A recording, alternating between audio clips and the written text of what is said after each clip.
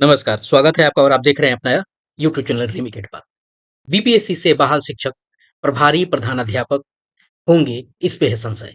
बिल्कुल, आपने थंबनेल पे इसी संबंधित आपने खबर देखी होगी और यही थंबनेल देख के आप आए होंगे। क्यों? क्यों संशय है? क्या है इसमें पेच? इससे संबंधित मैं आपके सामने पूरा तथ्य लेके आऊँगा और यही बताऊँगा। कैसे जो बीपीएससी से बहाल शिक्षक हैं, जो आपको टीआरई 1 आपको और टीआरई 2 के माध्यम से बहाल हो गए हैं और ये प्रभारी अभी नहीं बन सकते हैं। हाँ, ये बात जरूर है कि अभी हाल ही में जो शिक्षा विभाग के एक पत्र के अनुसार बताया गया था कि जो बीपीएससी से बहाल शिक्षक हैं, बीपीएससी से बहाल शिक्षक हैं, ये आपको वरीय होंगे स्थानीय निकाय से। यह अलग बात है, स्थानीय निकाय से ये अलग बात है कि वरीय होंगे।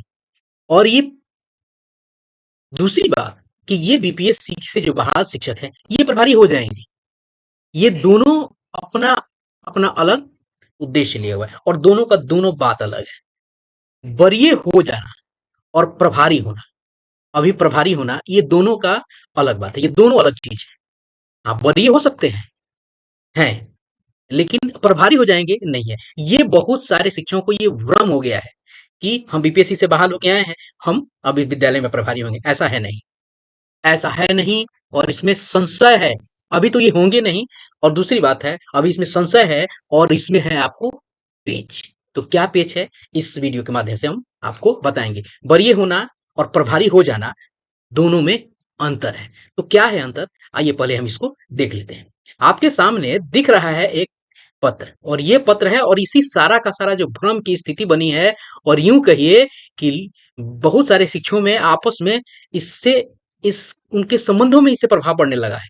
और क्या है पहले ये देख लेते हैं। ये 2226 नंबर पत्रांक है और ये शिक्षा निदेशालय यानी माध्यमिक शिक्षा निदेशालय के निदेशक बैद्यनाथ यादव ने सभी जिला शिक्षा पदाधिकारी को लिखा है और ये पत्र लिखा है 4/9/2024 को। बहुत सारी बातें कही गई है। इसमें विषय है कि माध्यमिक और उच्च माध्यमिक विद्यालय में प्रभारी प्रधानाध्यापक घोषित करने के संबंध में। सबसे बड़ी बात है कि ये तो उच्च माध्यमिक और माध्यमिक से संबंध में है, इसका कोई प्राथमिक से लेना देना नहीं है। तो बहुत सारे ऐसे शिक्षक हैं जो प्राथमिक में ही है, वहां हंगामा बरपा हुआ है। तो इस हंगामे बरपने का कोई मतलब है नहीं। ये संबंधित है उच्च माध्यमिक और माध्यमिक से संबंधित, ये प्रभारी घोषित करने के संबंध में। अब बात आती है कि आप किस भ्रम में नहीं रहे। क्यों? सबसे पहले जहां भ्रम जो बन गया है, ये भ्रम जो बन गया है, ये है 6 नंबर पॉइंट्स। इसमें कहा गया है कि यदि किसी विद्यालय में बिहार लोक सेवा आयोग द्वारा नियुक्त विद्यालय अध्यापक एवं स्थानीय निकाय शिक्षक पदस्थापित हैं। यह प्रश्न है, देखिए आप पहला जो कॉलम है ये आपको पदस्थापन की स्थिति है और दूसरा है प्रभारी प्रधानाध्यापक के लिए उपयुक्त शिक्षक। अब हमने देखा कि इसमें पहला क्या है कि यह स्थिति है, ये किसी विद्यालय की वस्तु स्थिति आपको है। तो यहाँ क्या है, अगर ये बीपीएससी का बहाल शिक्षक से द्वारा बहाल शिक्षक और एक स्थानीय निकाय के शिक्षक यानी नियोजित शिक्षक है, इनमें प्रभारी कौन हो सकता है? हो सकता है वाली बात है, ध्यान रखिएगा। बिहार लोक सेवा आयोग द्वारा नियुक्त विद्यालय अध्यापक को प्रभारी प्रधानाध्यापक घोषित किया जा सकता है। ध्यान रखने कि जा सकता है, ये नहीं कह रहे हैं कि किया ही जाएगा, जा सकता है। लेकिन ये अभी नहीं हो सकते। क्यों नहीं हो सकते हैं? तो आइए आपको बताते हैं कि क्यों नहीं हो सकते हैं। अभी ये हो नहीं सकते। वो भ्रम जो हम पला हुआ है कि अब हम प्रभारी हो गए, जितने भी हमारे ये जो शिक्षक हैं, नियोजित शिक्षक हैं, ये सारे के सारे हमसे बरी होंगे, अब हम हेडमास्टर कल से हो जाएंगे। ऐसा है नहीं, इस भ्रम में रहने की आवश्यकता नहीं है। मैं इस चीज को नकार नहीं रहा हूं, मैं तथ्य के अनुसार आ रहा हूं। आपको जहां वरीय आप हैं, लेकिन कब हैं, कब होंगे? जब वरीय होंगे तो आप प्रभारी होंगे। लेकिन वरीय आप होंगे कब? पहले आप वरीय तब होंगे जब आप शिक्षक के रूप में, शिक्षक के रूप में आपकी सेवा जो है वो क्या हो जाएगी? संपुष्ट हो जाएगी। ये संपुष्ट कब होगा? ये संपुष्ट होगा जब आपका प्रोबेशन पीरियड खत्म हो गया। जब प्रोबेशन पे, जब आप खुद ही ट्रायल में है, आपकी आपका शिक्षत्व और आपकी सेवा आपको खुद ही अभी संपुष्ट नहीं है, तो कहानी बनेगी कैसे? तो इसका तथ्य क्या है, मैं कहां से कह रहा हूं, क्या अपने मन से कह रहा हूं? तो आइए देखते हैं। एक पत्र है और ये पत्र निकला था आपको 22/7/2019 और वो पत्र है 1500। और ये पत्र ऐसे ही नहीं निकला है।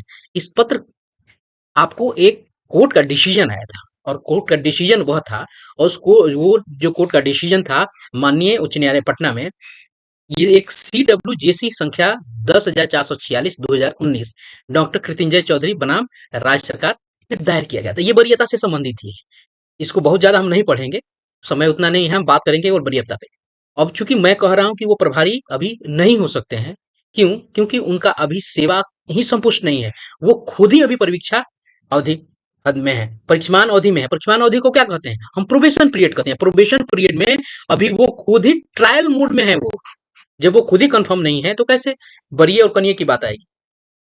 तो जब इस पत्र के यानी 1500 पत्रांक के हम 8 नंबर खंडिका पे जाते हैं तो यहाँ कह क्या रहा है कि माध्यमिक शिक्षक एवं स्नातकोत्तर यानी +2 शिक्षक के प्रथम 2 वर्ष की अवधि को परीक्षमान अवधि मानते हुए उक्त वरीयता का लाभ प्रथम 2 वर्ष होने के लिए नहीं होगा। यहाँ एक परिभाषा बनती है, एक आपको परिभाषा बनती है, और यहाँ से इस जो कोर्ट का डिसीजन है उसमें कहा गया था और बताया गया क्या कि परीक्षमान अवधि में आपको वरीयता का लाभ नहीं दिया जा सकता है।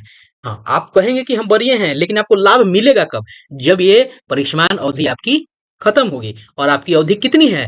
2 वर्ष है। ये भ्रम नहीं रखने की जरूरत है कि 1 वर्ष है। अभी तक 1 वर्ष वाले स्थिति को एडॉप्ट नहीं किया है एजुकेशन डिपार्टमेंट ने। एजुकेशन डिपार्टमेंट ने उसको एडॉप्ट नहीं किया है। इस बिहार जो अध्यापक शिक्षक नियमावली है उसमें परीक्षमान अवधि आपको 2 वर्ष ही है। तो जब तक 2 वर्ष है तो वरीयता का लाभ को मिल ही नहीं सकता है।